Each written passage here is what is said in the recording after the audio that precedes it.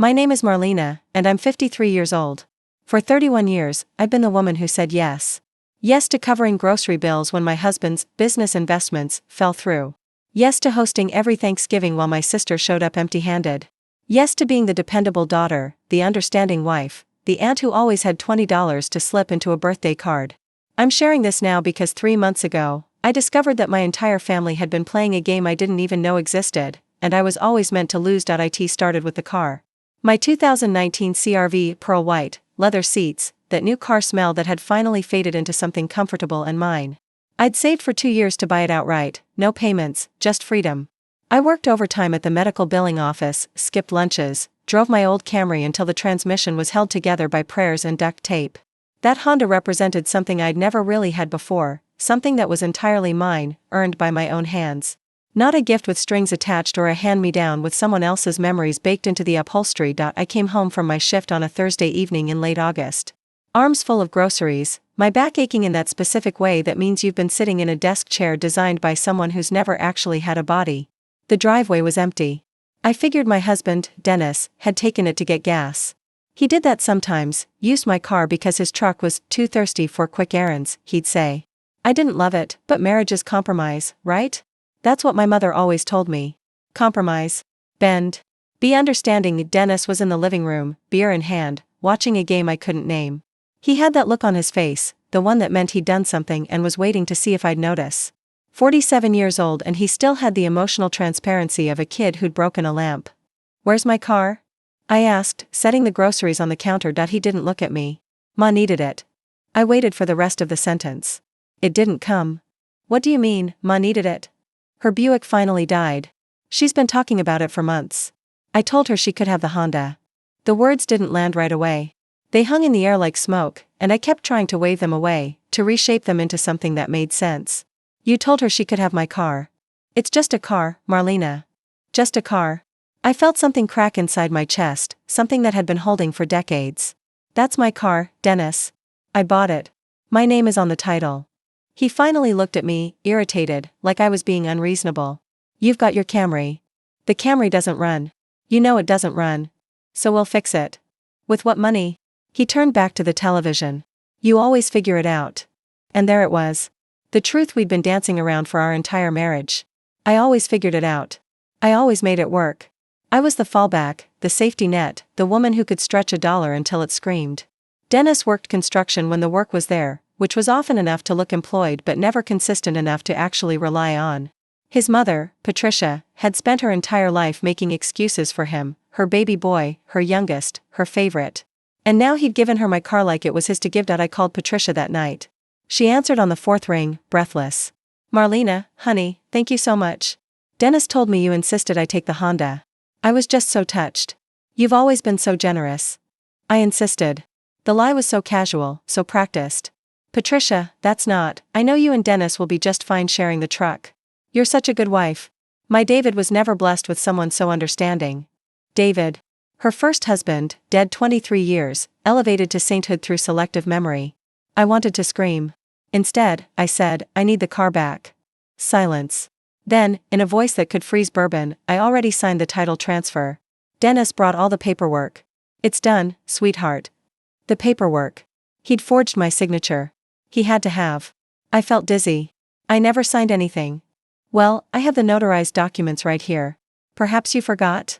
I hadn't forgotten. But what was I going to do? Call the police on my own husband? Accuse my mother-in-law of being complicit in fraud? These were family. This was how we did things. We swallowed the anger, we kept the peace. We protected the family name, except I was done protecting anything. I hung up and sat in my kitchen, the kitchen I'd renovated with money from my late father's life insurance. The kitchen Dennis had promised to help with but never touched, and I started thinking about my father. Arthur Brennan.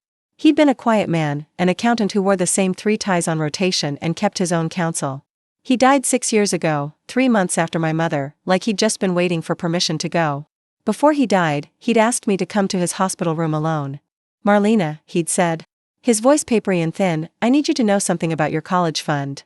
I'd told him not to worry about old history. I'd gone to community college, worked full-time, graduated with my associate's degree. It had been fine. Not the 4-year university experience my younger sister Jolene got, but fine. It wasn't lost, he said. The money didn't disappear. Your mother gave it to Jolene for her wedding. The big one, at the country club. $30,000. The number hit me like a fist. I'd worked 2 jobs through my early 20s. I'd married Dennis at 22 because I was pregnant with our daughter Emma and because it seemed like what you did. I'd built my entire life on the foundation of making do, of being the responsible one. While Jolene got the dream wedding, the honeymoon in Tuscany, the down payment on her first house. Why are you telling me this now? I'd asked. Because I was a coward when it mattered, my father had said. Your mother always favored Jolene. I let her. And you paid for it. I'm sorry, sweetheart. I'm so goddamn sorry. He'd cried. My father, who I'd never seen shed a tear, cried in that hospital bed. He died 16 hours later. I'd tried to forget that conversation. I'd tried to file it away under things that don't matter anymore and move on. But sitting in my kitchen, carless, I pulled out my father's old financial records, the ones I'd kept in a box in the basement, meaning to sort through them but never finding the time. And I started reading. My father had been meticulous. Every document labeled, every transaction noted. And there, in a folder marked Marlena, important, I found something that made my hands shake. A trust.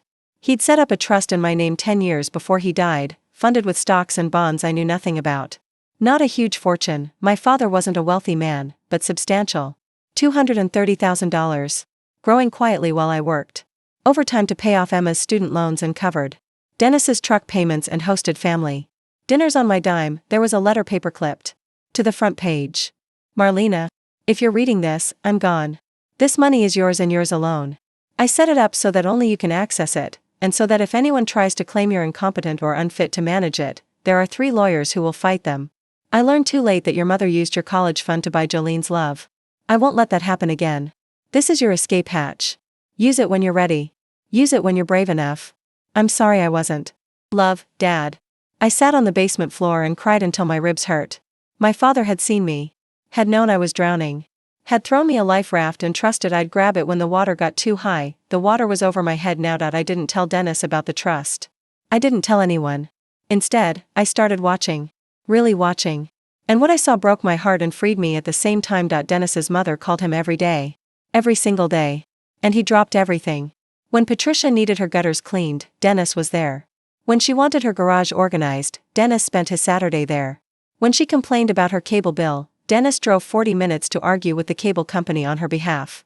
But when I asked him to fix the leaking faucet in our bathroom, the one that had been dripping for 8 months, he'd sigh and say he'd get to it. He never did. Emma, my daughter, was 28 now. Living 3 states away, working in marketing. I called her the night I found the trust, just to hear her voice.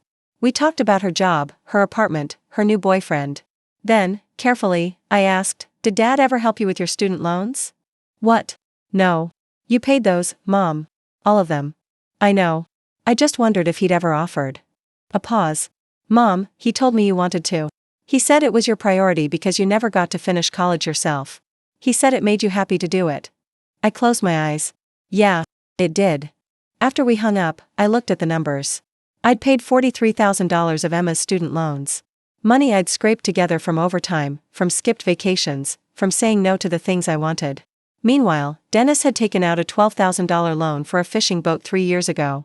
A boat he'd used exactly twice before it started collecting pine needles in our backyard. The pieces were all there. I'd just been too tired to see the picture. I hired a lawyer the next week.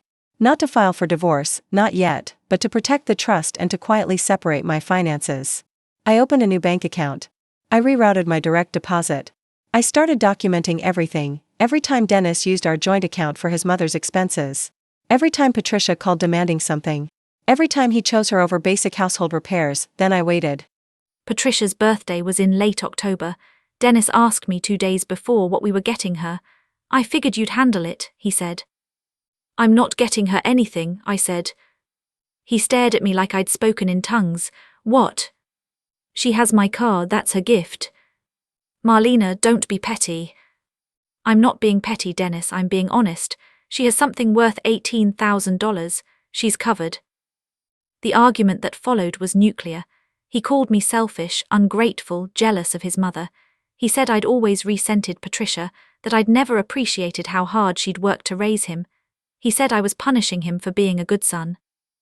I let him yell. When he was done, I said very calmly, "Do you know how much money I've put into this family while you've been a good son?" He didn't answer. I paid for Emma's education. I paid for your truck. I covered the mortgage 6 times in the last 3 years when you said work was slow. I renovated this kitchen with my father's life insurance money. I bought my own car, and you gave it away without asking me. It's just stuff, Marlena. Then you won't mind when I stop providing the stuff. I moved into the guest bedroom that night. Dennis slept on the couch, too proud to apologize. I lay awake planning my next move. I didn't take the nuclear option. I didn't drain our joint account or smash his things or call a divorce attorney in a fit of rage. Instead, I did something my father had taught me when I was young, watching him quietly audit businesses that thought they were untouchable. I let them bury themselves. I stopped paying for anything that wasn't legally mine. The truck was in Dennis's name. He could make the payments. The cable bill, the cell phone plan, the lawn service Patricia had insisted we hire, all Dennis's problem now. I paid my half of the mortgage, my own car insurance for a rental vehicle I leased with trust money, and nothing else. Within 6 weeks Dennis was drowning. He screamed, he begged, he tried to access accounts I'd closed, he called me cruel, vindictive, crazy. Patricia called me worse. My sister Jeline, who I hadn't spoken to in 4 months, suddenly reached out. She wanted to mediate. We met at a diner halfway between our houses. She looked perfect as always, highlighted hair, manicured nails, the kind of casual wealth that comes from marrying a man whose family owns car dealerships. Mom would be horrified, Jeline said, stirring her coffee. Mom gave you my college fund, I replied. She went pale. What? $30,000. Dad told me before he died. You got the wedding, the honeymoon, the down payment. I got community college and 2 jobs. I didn't know. You didn't ask. We sat in silence. Then Jeline said quietly, I'm sorry. And I believed her, not because it changed anything but because I could see she meant it. I know, I said, but sorry doesn't give me back 20 years. I filed for divorce in November. Dennis fought it until he realized I had documentation of every financial discrepancy, every forged signature, every time he'd chosen his mother's comfort over our partnership. His lawyer advised him to settle. The house sold in February. I bought a small condo with my trust money, 2 bedrooms, a balcony overlooking a park, space that was entirely mine. I kept my father's letter framed on my desk. Patricia tried to return the car in March after Dennis told her it was causing problems. I told her to keep it. It's yours, I said. Enjoy it. She didn't understand that I wasn't being generous. I was being free. Emma came to visit last month. She walked through my condo, touched the books on my shelves, the plants on my balcony, the pictures I'd chosen. Mom, she said, you seem different. I am different. You seem happy. I smiled, I am. And I was, not because I'd destroyed anyone or exacted some cruel revenge, but because I'd finally stopped playing a game where the rules were designed to make me lose. I'd stopped being the woman who said yes to everything except herself. My father's revenge wasn't fire and fury. It was a quiet trust fund and a letter that said, you deserve better. And in the end, the best revenge was believing him,